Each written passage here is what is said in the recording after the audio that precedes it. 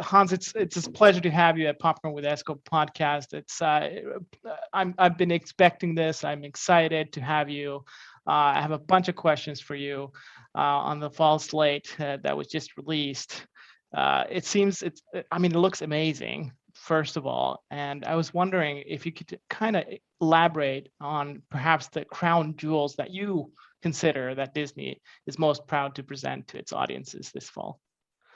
Well, first of all, thank you, Esko, for having me on the podcast. I think one of the things I enjoy most when there's a lot of things going on at the same time is actually walking and listening to a podcast. So podcast has a true place in my heart. So thank you for having me on board.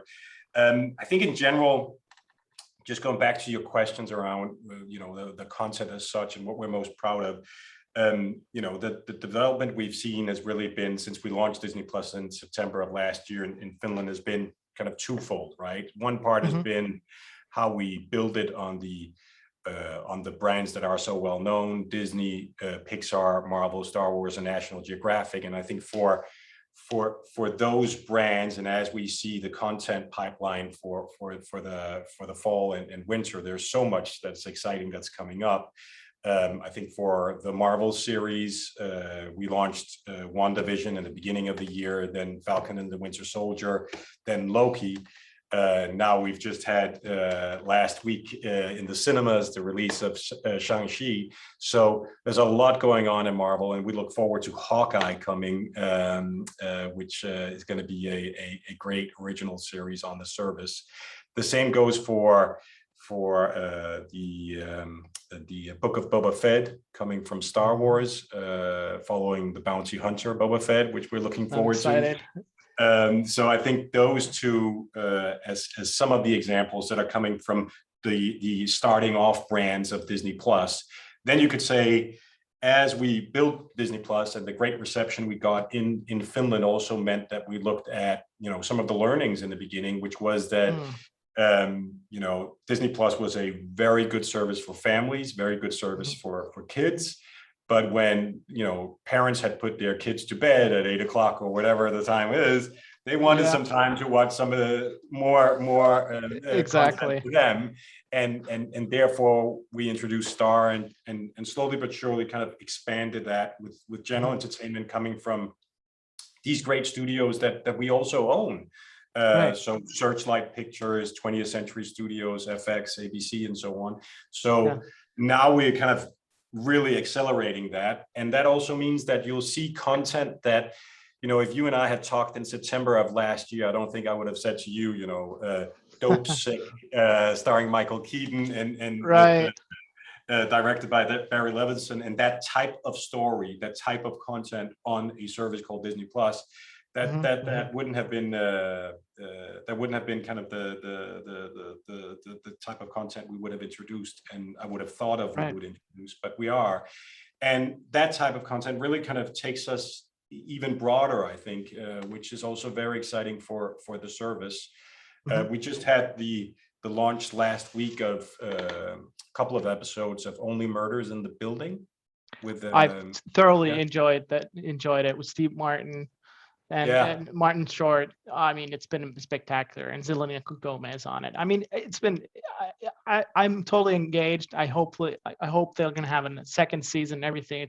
It looks amazing.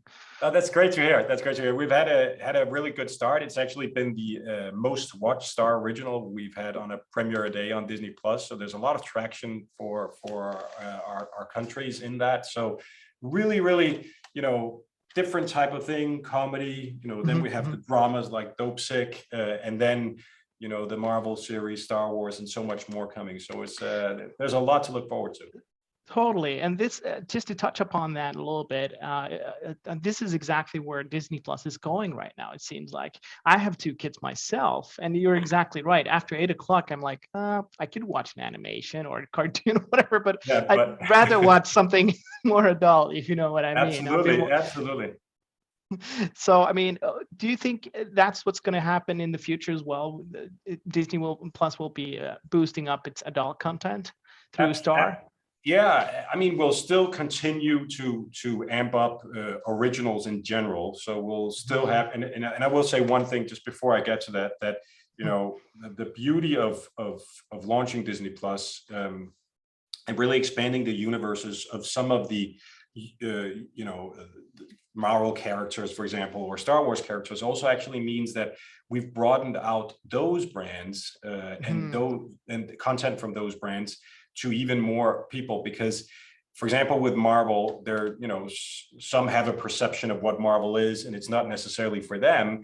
But then when they watch Loki or WandaVision, they're like, okay, this is super interesting. So we're really kind of reaching new groups, target groups, by launching these series. And for example, with Marvel, the connection between this phase 4, which we've initiated now, between these series and the movies is there to follow. So there's a lot in that.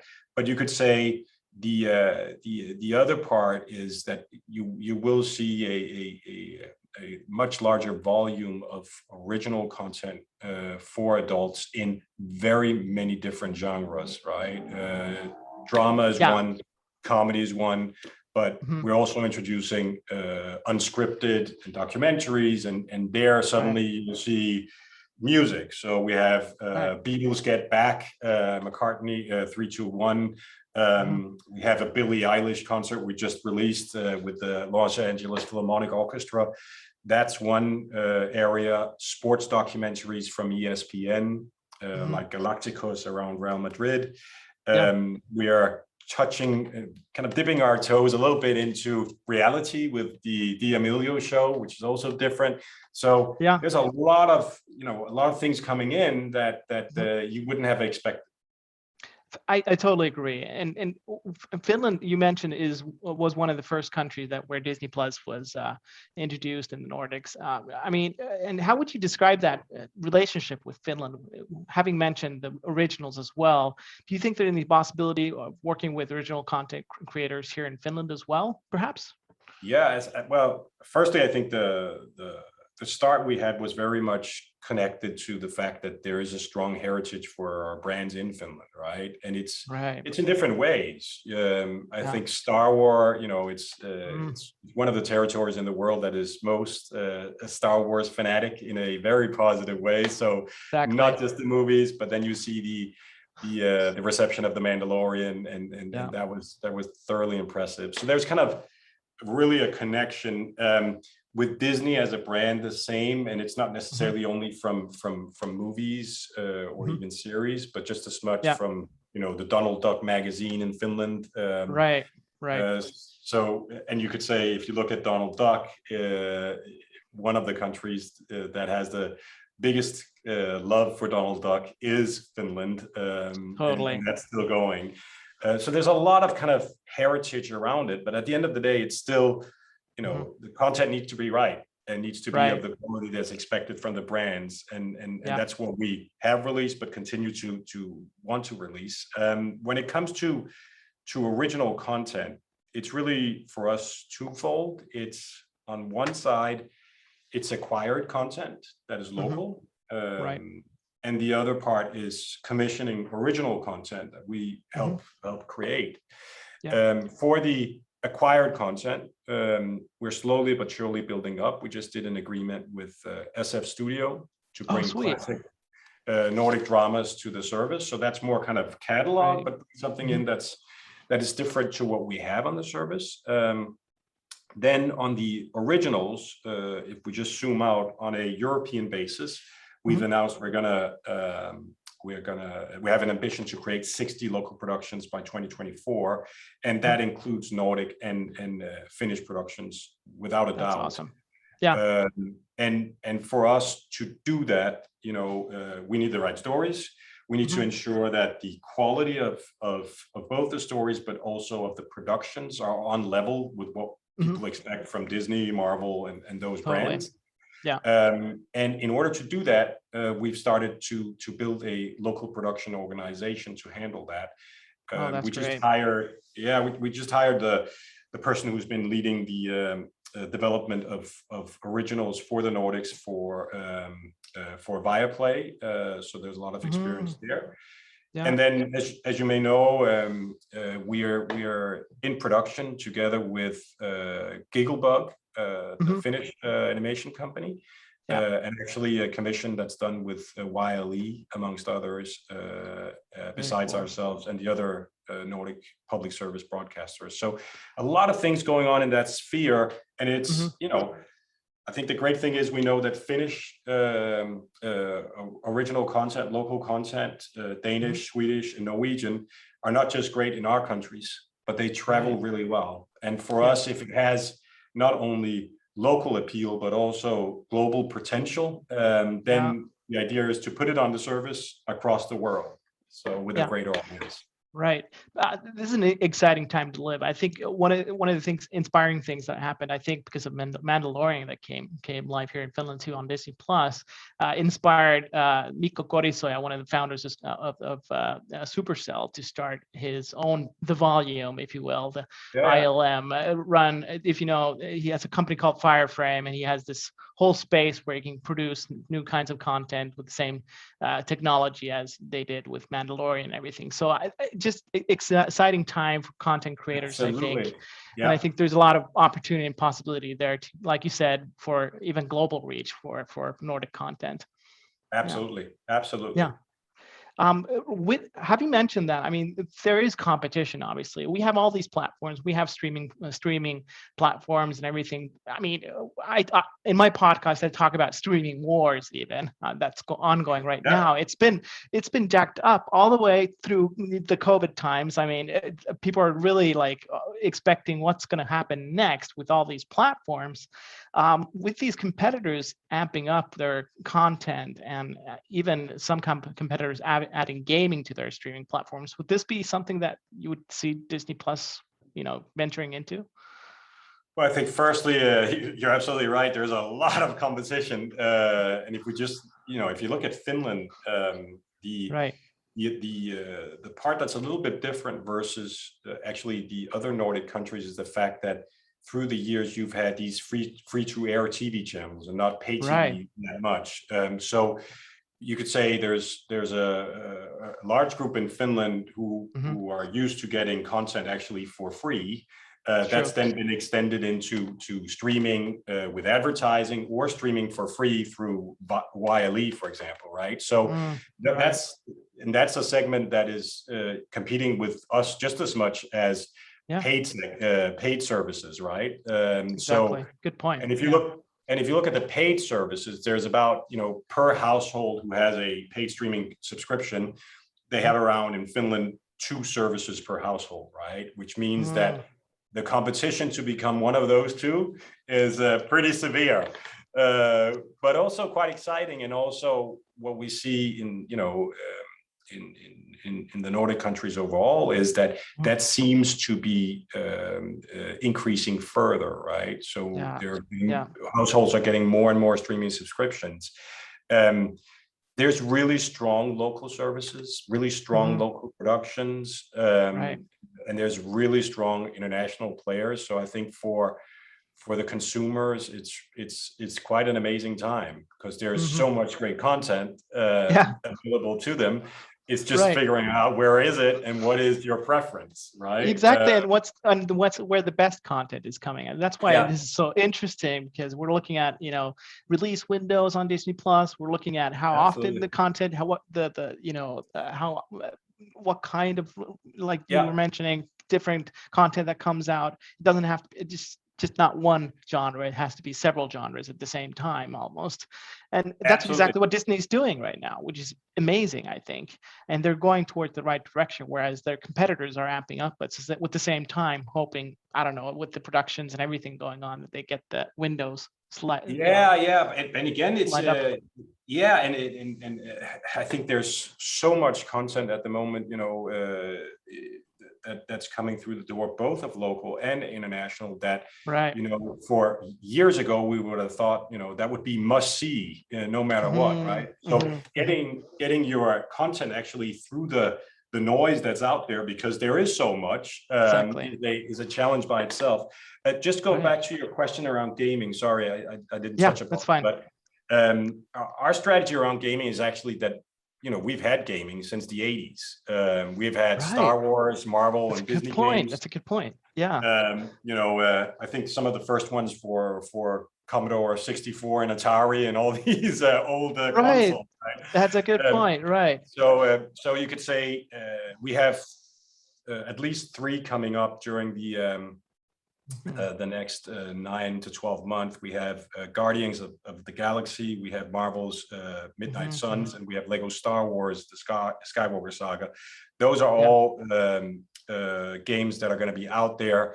When you ask around kind of integration and so on, for us, they're going to live where gaming is played, right? So it's either mobile platforms, online platforms, or consoles, and we do everything in terms of that. I don't think it would necessarily be something we would integrate into Disney Plus, because that's not really the environment for us to do that. But who knows? In the future, who knows what happens? But for now, our gaming business is quite a solid business, and lots of history in that one. For sure. Thanks for that. Nice catch with that, for sure. I'm excited. I mean, I'm a big MCU fan, so you mentioning Marvel, anything is even also Star Wars related, I'm just, all ears. So one of my big questions is, though, and you did mention these coming, so Hawkeye and Book of Boba Fett. Are we to expect any teasers or trailers coming up soon for these? Yes, we are. And there is one coming for Hawkeye pretty soon. I can't give the date because I think that will be kind of a bigger announcement, but it's stay tuned for that one. It will come. You gave exactly the same answer as Kevin Feige at the Collider, and when he was asked about the trailers, and he was like, yes, trailers usually come before the movie itself. So so thanks for that. So that's really good. Oh, that's awesome.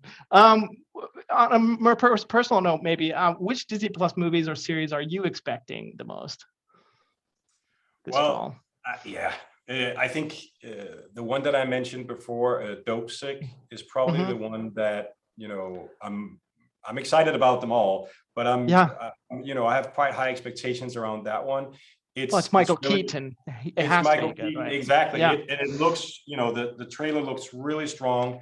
What I've seen and heard, this is really premium content. The story, it's inspired by a true story. There's a lot of things in that just looks really, really strong. So I'm very excited about that one for sure. Yeah, that's going to be interesting to see how if I understood correctly, I can't remember who it's produced by. Is it original Hulu content, or is it? It's going to be with Hulu and Star together, right? That's typically on most of the content how we work. It's actually produced by 20th Television. Oh, okay. So it's one of our studios.